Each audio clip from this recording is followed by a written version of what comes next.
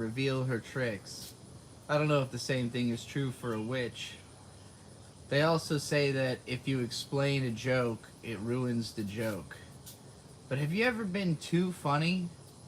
Have you ever told a joke so funny that it needs to be explained, or else it threatens to consume your entire life? I have. And I feel as though I've done a good job of keeping this joke from consuming my entire life, but it still comes up frequently enough that I feel like I just gotta ruin this joke once and for all so I can move on, so we can all move on, hopefully. Some people will probably never move on. That's fine. But I really want to explain why. Why would someone tell such a heinous joke? And I'm not going to come out of this with a stance that's going to make everyone agree with me necessarily. In fact, I'll probably piss off people on both sides of this issue. But ultimately, I'm going to make my stance abundantly clear. Instead of being funny or coy or dismissive or whatever, I'm just going to be really real about it. Really super real about it. Because, that's its own type of content, and again, the joke's not really funny to me anymore. It was funny to me at the time, and I'll get into why. It was very much a time and place thing, and hopefully it'll make sense to everyone by the end.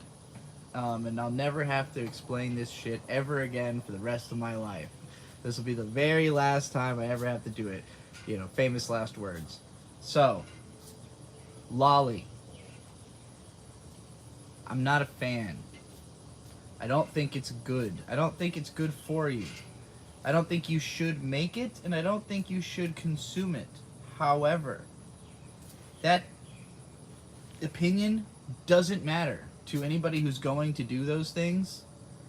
And so I know those things are going to happen. I know people are going to make it. I know people are going to consume it. I don't think those people should go to jail. I don't think those people should face legal repercussions. I think those people should be left alone because they're not committing a crime by drawing pictures. So that's really the long and short of my stance. Loli, bad. Illegal? No. Not under U.S. law as it stands, and it shouldn't change. Because trying to define the lines of what counts as harmful content to people, that's an entire free speech argument that when you start drawing those lines, I know slippery slope is considered an argument fallacy, but it's actually a reality, especially when it comes to law. When you start making precedent for things, then it becomes about moving the Overton window and expanding the precedent. And as soon as you start infringing on people's right to free speech, people are going to keep pushing it further and saying, well, this is harmful too, this is harmful too. And ultimately, the whole point of free speech is that the government can't make that decision. The government does not make a decision on what is or isn't harmful. That is up to you, the individual. If you're taking care of a child, you have to protect them from harmful content. If you are not fit to do that, you don't get to complain. You probably shouldn't have had a child. But it's not, the government cannot nanny your kids from speech. It should protect them from everything else. It should protect them from actual harm, actual pedophiles, but the government should not be protecting them from people drawing illustrations for other people that have nothing to do with them. It's a completely closed circuit of information that should never encounter anybody outside of it, So in that sense, on a legal level, you could call me defensive of Loli, but only on a legal level, not on a moral level, not on a social level, not on a, oh, I think it's cool, oh, I want to be friends with people who draw Loli art kind of a level. No. I would look at those people with a level of suspicion, question their decisions, and ask probing questions towards, maybe reconsider these tendencies of yours. Maybe we should interrogate, why do you feel this way? What about this speaks to you? Am I in a carriage? I'm in a swing. I'm in a swingy swing with a porch like that one, but bigger. It's like a bench-sized version of the same. I'm out in Northside Norfolk Ward's Corner near the water of the James, as usual, in the backyard. Because it's not punishingly hot out today, yet. It's only 11 in the morning. Has this always been your position, or did you arrive here within the last few years? Well, I would say I've been on a moving train, and so I'll go over the whole history of it. I'm just going to break down all of it. My first time encountering Loli, my feelings about it throughout my life, what it ever meant to me, why I felt the need to speak out in defense of it, why I am now admonishing it on everything but a right to exist legally level. So, beginning with my childhood, first of all, before even Loli, encountering pornography for the first time. I was like 7 or 8 when I discovered my dad's stash of porn magazines, like Maxim, Playboy. You know, some of them had hardcore sexual imagery. The only thing I really remember is the lesbian stuff, double-sided dildo. You know, this stuff excited me a lot, and I didn't have the ability to even like get an erection yet. I would just like grind against the floor and like look at magazines of pornography. I'm sure you all want to hear about this. You don't. I'm just telling you this because it's important to the story, okay? I don't even want to think about it, but I have to get all this out there in order for you to understand why I have, you know, why I feel like I had a sexualization during my childhood, you know, is that like I was excited by seeing lesbian porn at an age before I had any idea what sex was, had never heard of it, had never seen it, had never talked about it in any way. I just saw it in this magazine and I thought it was cool, you know? And then later on, I would hear from like other kids who were a little older than me in my neighborhood talking about sex, trying to explain it, talking about how they'd found porn tapes, what they had seen in those tapes. I was even more confused. Like, hearing it described by other people left me with less of an idea of how it actually works. And then, throughout, like, 5th, 6th, 7th grade, the times when you would be taking sex ed in school, my family kept moving, and I legitimately missed the sex ed program 2 different times just because of a move. Like it was... Like, I moved before it would have happened at this school to a school where it had already happened, you know? So, I didn't have a firm grasp on even how sex actually works until I was like probably 15 and finally sought out like real porn again. Because after a couple of years of every once in a while with my, you know, with one of my older cousins and you know, my brother Victor sneaking in and seeing my parents' porn, you know, maybe showing it to a friend once, like eventually my youngest brother Shade had like seen us doing this and then told my parents, and they just tossed all the porn. All of it was gone. And so I became kind of like more ashamed of what had happened there, like realizing, you know, oh, I guess this was like a step too far in exploring sex. And like my parents tried to kind of have a sex talk with me, but I kept dodging it. You know, I was very good at dodging questions all growing up, so I just kind of was like not wanting to talk about it because I was afraid of this whole subject.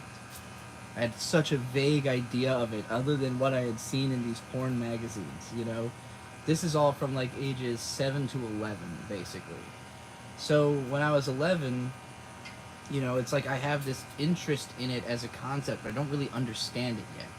And it wasn't until I was like 12, 13 that I actually started, you know, actually being able to have an erection or come or be like, you know, masturbate and understand like, oh, this is what it is. This is what all this is about. It's about making this happen. Like, I had not even connected sex to that yet in my mind. It was just this, like, mystical thing that girls did to feel good together. You know, as far as I was concerned, from magazines as a kid. So, like, you know, when I finally started learning about it, I became even more clammed up about it.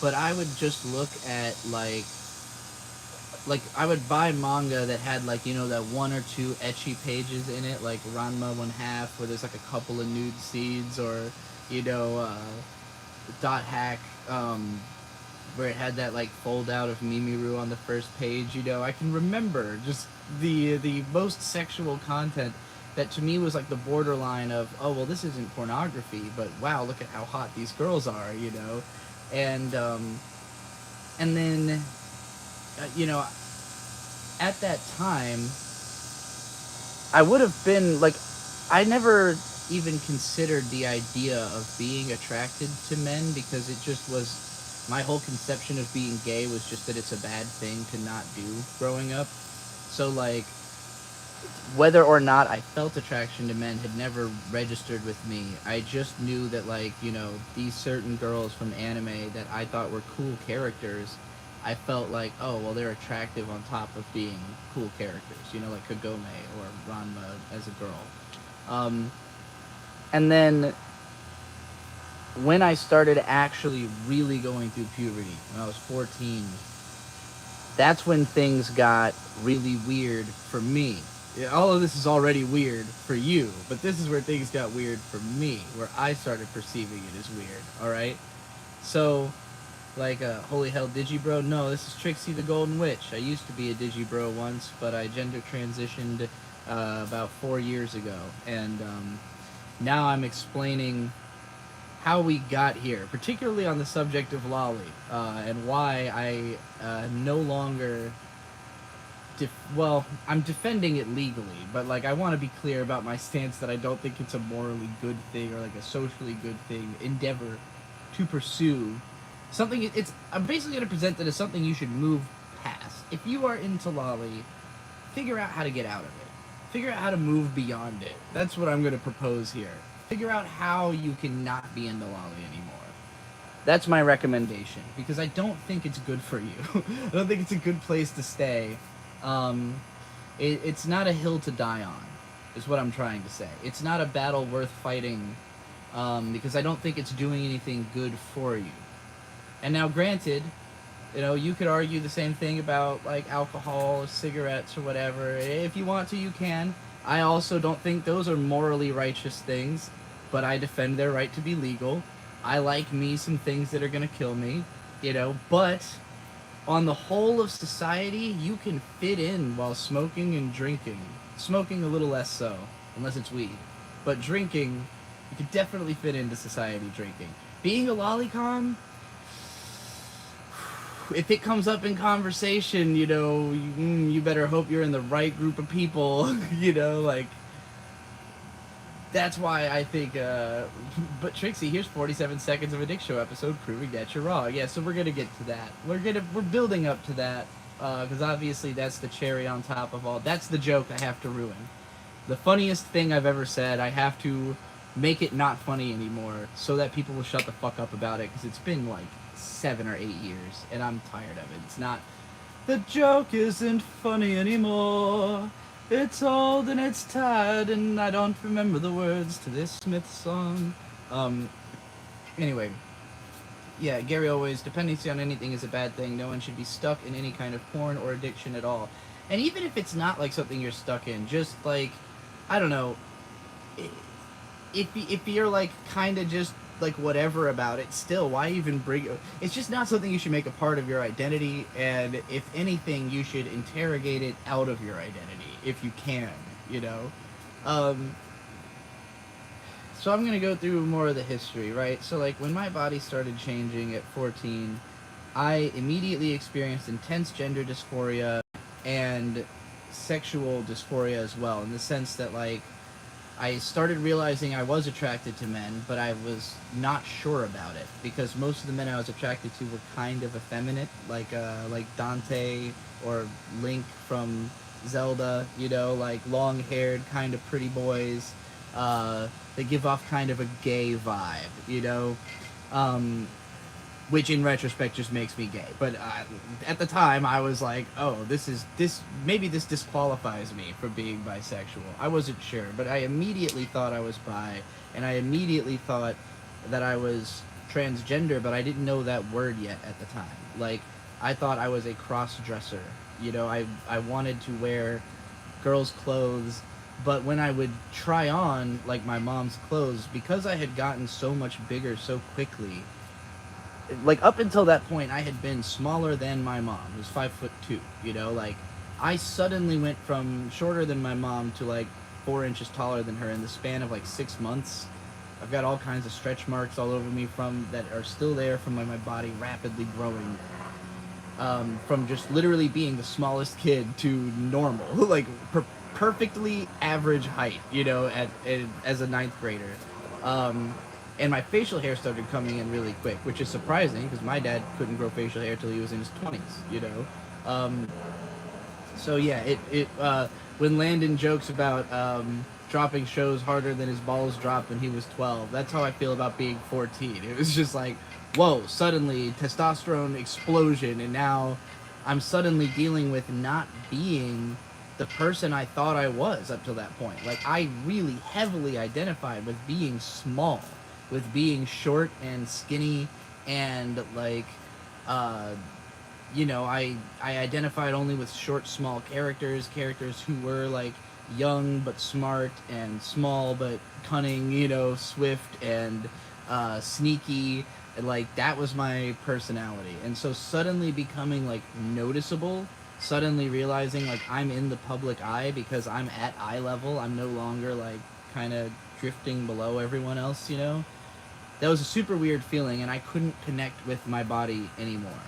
And in particular, I was like terrified of penis. I didn't want to see any dicks. So from that point, getting, you know, being on the internet all the time, being very lonely, because I kept transferring schools. So when I was 14, when all this was happening, I went to an inner city school. I could not make any friends. The few people who I shared interests with didn't want to be around the weird white kid, you know, who people were spreading rumors about me and stuff. And I looked like shit. I didn't know how to dress because I wanted to be wearing girly clothes, but instead I was wearing my razor on my face. Make sure we're not on the Wi-Fi connection. The Wi-Fi connection sucks. Um, but yeah, so like at that point, I was pretty miserable. And so all of that gender dysphoria, all the bisexual feelings, I kind of repressed all of that afterward as part of this just like I basically viewed it as growing pains of puberty, you know? And I watched Evangelion and kind of compartmentalized that bit of my life into being like Shinji. Oh, this is the I was like Shinji part of my life. And then I watched Haruhi and I kind of started up the I'm going to be like Haruhi part of my life instead. You know, like I'm going to be this outrageous, in your face, like always saying what I want to say, always doing what I want to do type of a person. Not really quite, I guess, grasping the level of social rejection Haruhi actually faces in that anime. That like, yeah, she's a terrible person nobody likes, and deservedly so. That part didn't register with me really as a kid. Um, you know, I wanted to be more like that, and in this period of time, that whole like 14 to 16 area, that is when I was looking at Lolly. That is when I was into Lolly because again, I was afraid of penis and I was trying to regress back to being someone who looks like a little girl. You know, like I had come to understand the concept not of transgender but at least of cross-dressing. So like I understood by this point, and I had spent my whole childhood rejecting the notion that I was a little girl because people were constantly telling me that. People around me were always saying, "You're a little girl, you've got long hair, you're a little effeminate, you don't know how to play sports, you're a little girl," you know? And I would be like, "No, I'm not a little girl, I'm not into girly things, I'm into video games, like Diddy Kong Racing and Pokemon," you know? And it was only in retrospect, you know, as an adult that I look at it, I'm like, if I had just decided I was a little girl, like everyone was telling me, I would have fit in and I would have found my way to understanding what transgender is. I would have found my way to all of that. It's not that it's anybody's fault or even my own. I was a kid, how could I understand? But if I had understood and I had just decided, no, you're all right, I'm wrong, I am a girl, you're right, transition would have gone a lot easier. Instead, I spent all of that time saying, no, I'm a boy, I'm a boy. And then as soon as I hit puberty and felt like, oh no, I look like a man, how do I fix that, you know. But I was afraid. I was literally afraid of losing weight for like 14 years because I thought the second I start liking how I look, I'm gonna start dressing like a girl, and I can't face the social rejection of it. That's what I believed for literally from 14 to 28. I cannot face the social rejection of getting skinny enough to dress like a girl. But all of that time, I trapped myself in this mind state of like mourning my lost feminine childhood, you know, of like I spent most of my time being 16 and 17 watching shows about 16 and 17-year-old girls that were, you know, written by other people fantasizing about having had a childhood, you know, like writing their fantasy childhood, you know, for me to have while I'm a child, for me to indulge in while not having it during my own childhood, you know. So I was, and on some level, like I would say, you know, my best friend in high school that I eventually found, Dansan, like our experience was watching those shows together. You know, like I met him because he had Lucky Star stuff at school, and I was like, Lucky Star, you like slice of life anime? You know, let's go watch slice of life anime together.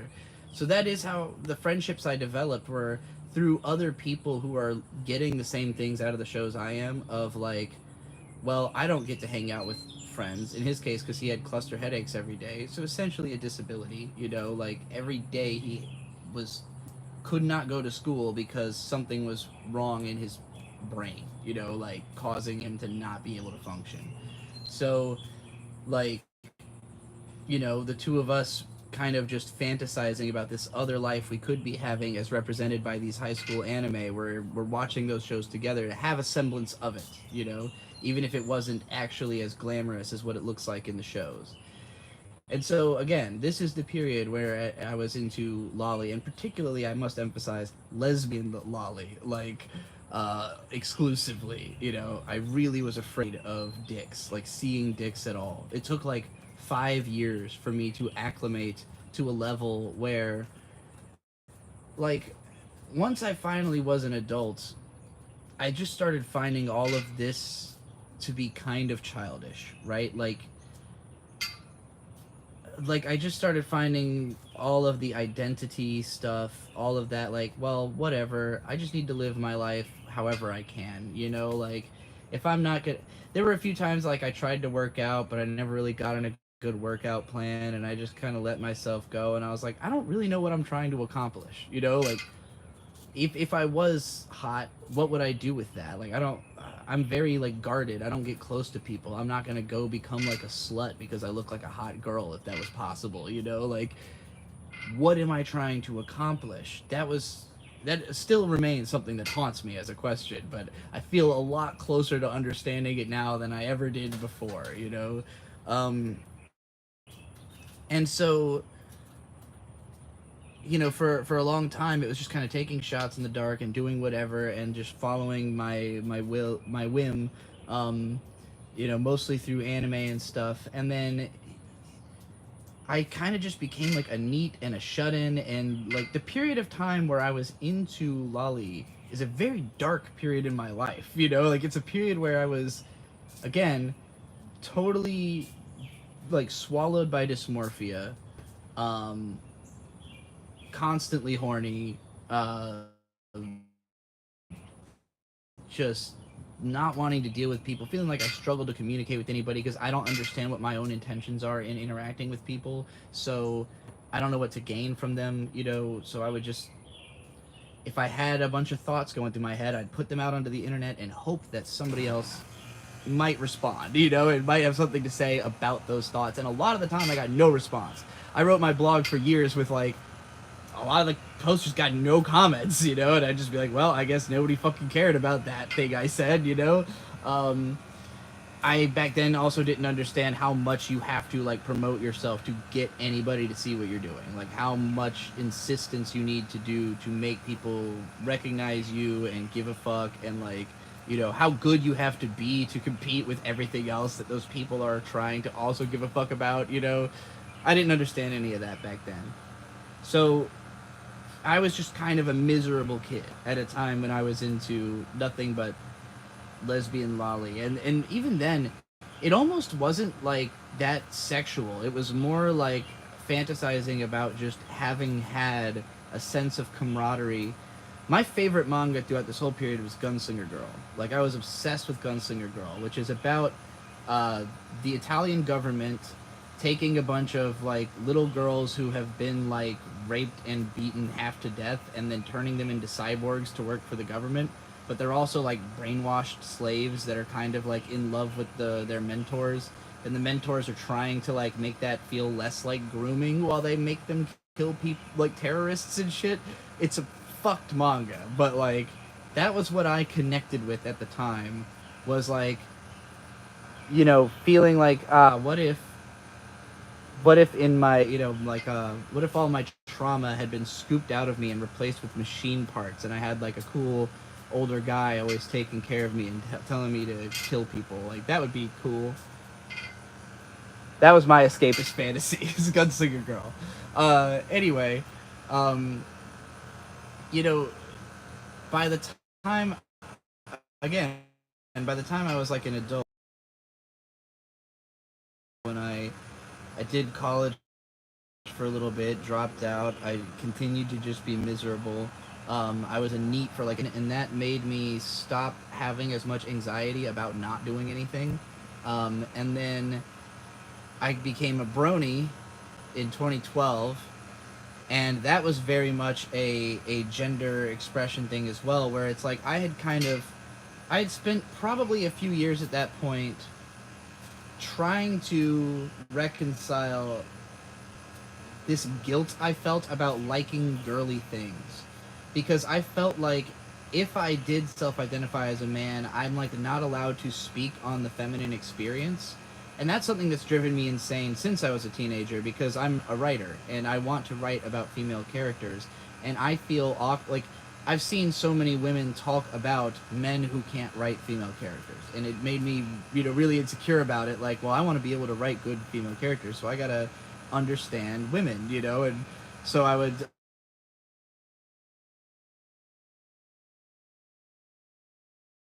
experience more, and the more I did, the more I realized how not different women are from men. How like how much it's not like, oh, so like it's really just like the couple of specific things your uterus does to you that make your experience of life any different. That's it.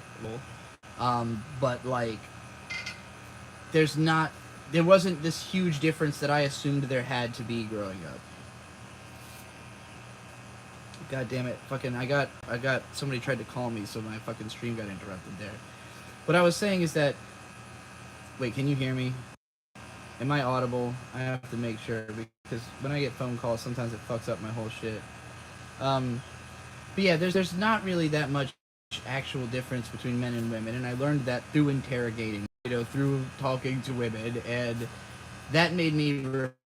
My childhood, I had put so much emphasis on this idea that I was not a girl, you know, and I had no female friends growing up. I engaged with no female media, like girl-oriented media, and a lot of it out of insecurity. Like, Sailor Moon came on, and my mom caught me watching it once and started singing about how I want to kiss that Sailor Moon, and I just never watched the show again after that, you know, like, um, I would see commercials for like toys for, you know, the little take care of a baby toy, and I'm like, I want that, but it's only girls playing with it in the commercial, so it's not for me, you know. And like that level of personal rejection of my own interests based on gender basically locked me into Pokemon and like cute video games, because again, as a kid, stereotypically video games were for boys, but all the games I was playing were like the girliest games that you could possibly play as a boy, you know. I was not into any of the, like, by the time I got into middle school and other guys are playing fucking Grand Theft Auto, and I'm like, ugh, how can you, those games are violent, you know? Like, why do you want to beat up hookers? I don't understand. Like, I want to go to the Pokemon world, you know? By that age was still trying to go to the Pokemon world. Or like Golden Sun, you know, like Zelda, like cute games. I've always liked cute games. I've not really ever been interested in any kind of gritty media. I still struggle, like, Bird watches like The Boys, and even just hearing The Boys freaks me out. Like, hearing him watching it over my shoulder fills me with a constant sense of dread. And every time I look over, I see something that ends up haunting me for days, you know? I think it's a phenomenal show. That's not my style of media. I don't think about grim stuff and violence. That's the world. I want to escape to a world of cute shit and ponies and everybody gets along. And, like, you know, I had started to reconcile that in my teens when I was watching stuff like Heartcatch Precure or Princess Tutu, that, like, literally at age 17, the first time I tried to watch Princess Tutu, I was like, this is too girly, I can't handle it. Like, I cannot, as somebody identifying as a boy, catch myself dead watching this. And then I saw all those, like, you know, 4chan memes where it's like Princess Tutu, what I watched, what I expected, what I got, and what I got is like two ninjas with guitars, like holding them like crossed swords like at each other, and I was like, okay, so it's badass and cool to like Princess Tutu. That means I'm allowed to watch it, you know? Like, that insecurity took a while to shave off. And I want to say Cardcaptor Sakura probably is what finally, like, released me, where I was like, oh, I love shows for little girls. Sorry, everyone. I'm a 19-year-old boy, but I love shows for little girls. I can't, no more apologies, can't do it anymore. And then My Little Pony came out, and so, you know, I kept hearing that it was really good, so I convinced my brother Shade to watch it with me, and he was insecure about watching it. He didn't want to watch My Little Pony. I used to wonder what friendship could be, My Little Pony, until you all shared its magic with me. Big adventure, tons of fun, a beautiful heart, faithful and strong. Sharing kindness, it's an easy feat, and magic makes it all complete. I made a unicorn horn. There you go. Yeah. Did you know you are my very best friend? Yeah, no. My 13-year-old brother did not want to watch that until I, you know, got him to watch a few episodes, because I thought, nah, you like cute shit. Don't fucking front. You got a room full of stuffed animals. Do not pretend you don't like this shit. And then we all got into My Little Pony, you know? But, you know, one of my first big videos talking about the show was called Embracing Girliness, and it was about the fact that so much of the brony community... Oh, am I back? Is it working? God damn it.